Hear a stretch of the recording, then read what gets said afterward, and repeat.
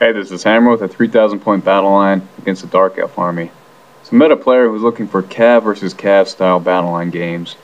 So he designed a Dark Elf list that was Cav themed with heavy magic and special characters.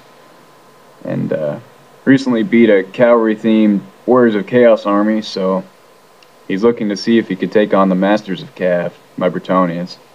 So I went ahead and brought out my balanced list. Bottom left, got 9 Grail Knights, full command banner of swiftness, 10 bowmen in the tower, mounted yeoman behind a building, and on my 11 Knights of the Realm, full command, standard of discipline with my heroic killing blow general. It's got the Sword of Strife, the Luckstone, the Dragon Helm, Virtue of Heroism, and Potion of Foolhardiness. Then I have 10 Knights of the Realm with my Battle Standard Bearer with 2 up rerollable and Sword of Might, and Paladin with the Ogre Blade and the Enchanted Shield. Got 49 Men-at-Arms with the level 2 of Beast with the prayer icon. Then I have 11 Knights Errant, Banner of Eternal Flame, with my level 4 of Life with Crown of Command Dispel Scroll. Got a Trebuchet, 3 Peg Knights, Vanguarded, 5 Mounted Yeomen Vanguarded, 10 more Bowmen, another Trebuchet off the screen. So looking at my opponent's deployment, he's got a unit of 6 Dark Riders, 2 Chariots, a bunch of repeater crossbows on the hill behind them, with a level 4 of Death or Shadow, I don't know which. Looking more towards the center, yeah, this is his big Death Star cavalry unit. So he's got a champion with, I think, the special whip that's strength 5, armor piercing. He's got a special character there in the center. Can't remember what he does. A level 4 of Shadow or Death, don't remember which, with the inverse ward save, and then just a ton of Cold One Knights. So yeah, very scary unit here. So to the right of that unit we have another Chariot. So there's 2 bolt throwers in the back, a larger unit of Dark Riders, and then on the far right another unit of Dark Riders already vanguarded. So going to Dark Elf turn 1 over here on the right, so he'd moved his Vanguard of Dark Riders back because I had reacted to his Vanguard with my own, positioning my Peg Knights as you can see him. So very happy with my positioning here. Not only have I zoned him out and in protecting my Trebuchets, but I have an additional -1 to hit my Peg Knights, which is always nice. Looking towards the center, he pretty much reminded me of the first time I played another Bretonnian opponent. So we both have fast units, and he's just kind of shuffling forward to not give me any easy ones.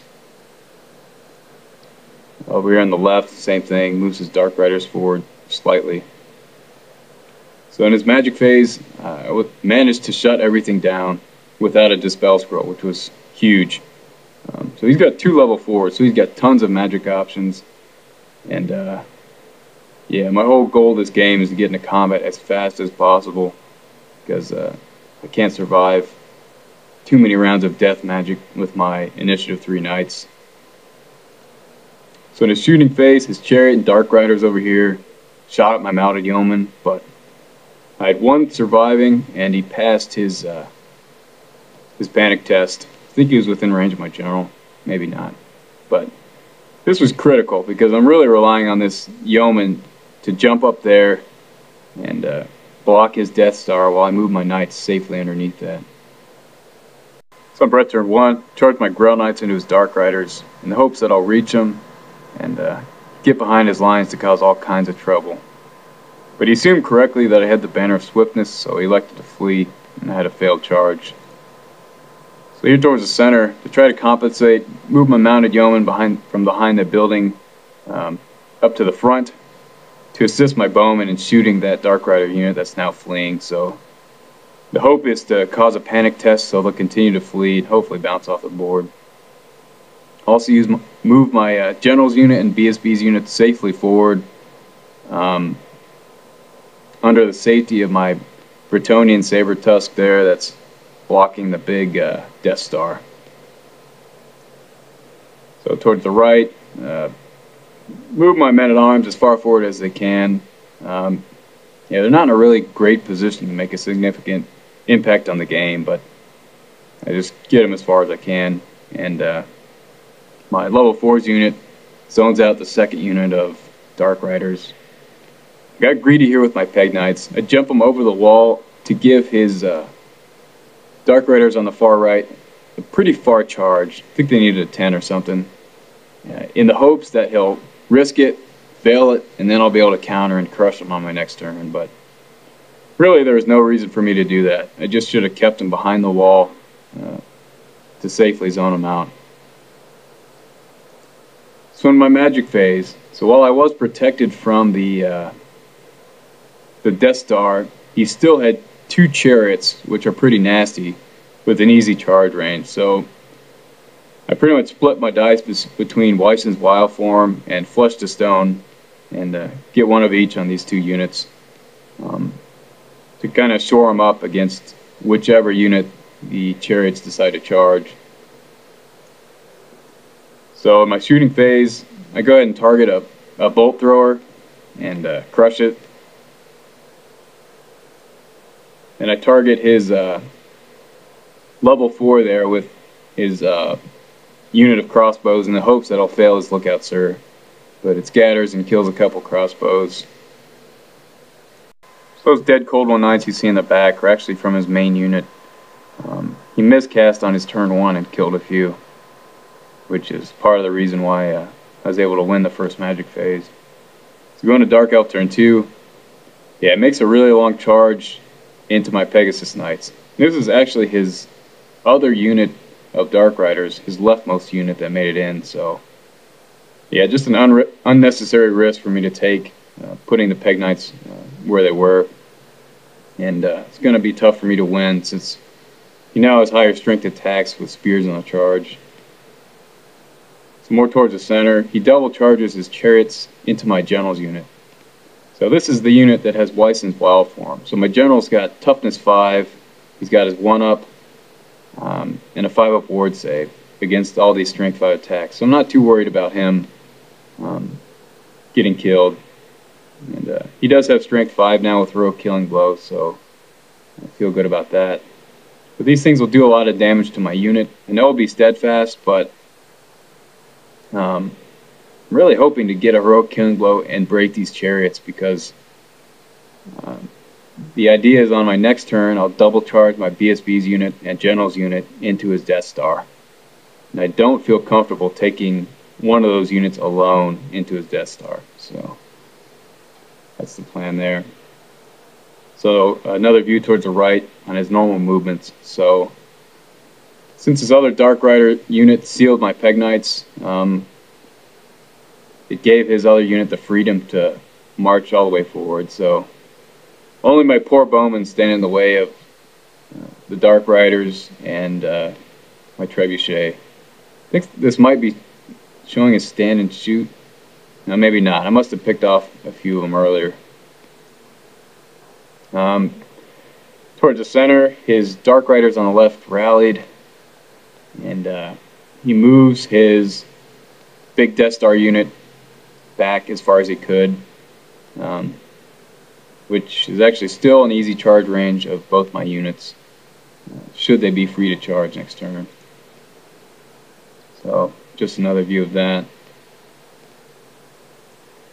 The shooting phase, he picks off my mounted yeoman on the left. After close combat, my Peg Knights managed to hold. They rolled a 3 to stay, and actually whiffed their attacks. They only killed one Dark Rider, but managed to hold, which I'm pretty happy with. So this is actually on Brett turn 2, but basically what happened with the chariots, he came in, he killed 4 of my Knights of the Realm. My general came back and Heroic Killing Blowed one chariot, and my Knights took a wound or 2 off the other one. So it broke and ended up somewhere in front of his repeater crossbows. So on my turn 2, I take my Grail Knights, I think they need a 20-inch charge or something, and declare against that chariot. So since he's fleeing, he had to continue to flee center to center and bounce through his bolt thrower and off the board. So it was nice to get that thing off the board, even though my ground knights are out of the fight for a while again. So towards the center, I make the double charge with my Hero Kindle General's unit and BSB's unit into the front of the Death Star. Yeah, I think they only needed a 7 each unit, so very manageable charges. And I also took my level 4's unit into the flank of this chariot. I could just barely see him. And so I maxed models such that my rightmost rank is just cornering the back of the chariot base. So I did that so if I beat him, or if I kill him to a man, then I'll be able to overrun into the flank of the Death Star. If I don't kill him to a man, I'll run center to center and probably just clip the front of the Death Star. So definitely happy with the possibilities here. For some reason, when he killed my mounted yeoman with that chariot, he didn't reform or overrun. And he must have just forgotten, but I took full advantage here, and should turn out well. So that's another view towards the right. I reformed my men-at-arms to face the Dark Riders should my Peg Knights hold. Which is another overview shot. So in close combat, the Dark Riders did beat my Peg Knights, and they overran or pursued past the charge arc of my men-at-arms. Really should have just reformed those guys into Horde. Would have been safer, but so yeah, my level 4's unit, my Knights Errant, killed the chariot, took all 4 wounds off of it, so very happy about that. So this is their positioning just before they get to overrun,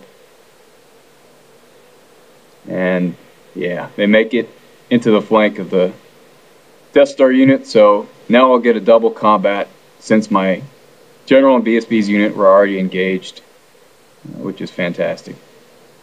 So after the combat, yeah, we crushed that unit very well.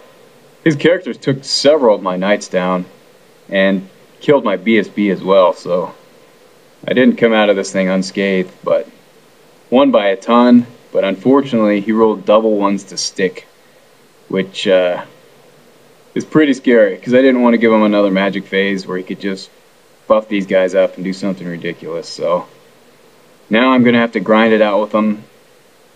I still have my General and my Paladin with the Ogre Blade, so I can still do it, but yeah, by all rights, I should have crushed this unit. So Dark Elf turn 3, he charges 1 Trebuchet, and the other one as well. So could have been avoided if I played my Peg Knights less aggressively, but overall, losing 180 points, and these Dark Riders aren't messing with my Knights, so whatever, you know. Towards the center, he charges his remaining Dark Riders on the left into the flank of my General's unit. Yeah, and in his magic phase, he buffs the remains of his Death Star with Occam's Mind Razor. So now he has the potential to kill a ton of Knights, and I'm going to need some ward saves to ensure that I win this combat. You know, it still looks nice, but really I have a bunch of strength 3 attacks in my General, so it's certainly possible that I could lose this combat. So 1 Trebuchet dies, and the Dark Riders fail their restraint roll, and the other run dies as well. So in the main combat, yeah, my General Hero killing blows my opponent's BSB, and I think his special character killed my General, or maybe normal guys killed him, I don't know. But he died, but despite that, we managed to survive Occam's Mind Razor and have enough combat res to beat and run down the Death Star, and this is where my opponent conceded the game. So looking back on the game, I think my army had a big advantage composition-wise. So he really had only 1 combat unit, and that was his Death Star. Whereas I had 4 Lances of Knights that could deal with his support units fairly easily. Um, so his list was really relying on chaffing me up and using his magic to win the battle. So he had 2 level 4s, Shadow and Death, and generally it's seen as a waste of points to have 2 level 4s, but his goal was to generate a lot of power dice with death magic, and he had a couple other dark elf things that could generate extra power dice, and really swing the magic phase heavily in his favor. But turn 1, he miscast and essentially shut down his magic phase, and I played the rest of my dice smartly. And then turn 2, burned my Dispel Scroll, and played the rest of my dice smartly as well. So I was able to survive the first 2 turns, which was all I needed for the strategy I wanted to execute, which was to win the key combat against his Death Star before his nasty magic really came into play to buff him, which I was able to do successfully. 1, because my mounted yeoman survived his shooting and was able to redirect his Death Star, and also because he didn't use his chariots to counter redirect my knight units. So yeah, really played to my advantage. But he enjoyed the game and learned a lot from it, so good time had by all. So this is the 3rd time I've faced a Dark Elf opponent, and I've yet to see Blackguard, Executioners, or the Cauldron of Blood, and I've only faced Hydras in 1 game. So I really still feel very inexperienced with Dark Elves, because I've yet to see the nastiest tricks that they have up the sleeve. So in my Adepticon tournament, I've seen the Ring of Hotek, Sacrificial Dagger, and all that stuff, but I'm really wondering how I'll do against the nasty infantry units. So we'll have to see. Maybe he'll bring the pain next time we face each other. But kudos to him for bringing a unique Dark Elf list that probably most players wouldn't be willing to try out. So hope you enjoyed.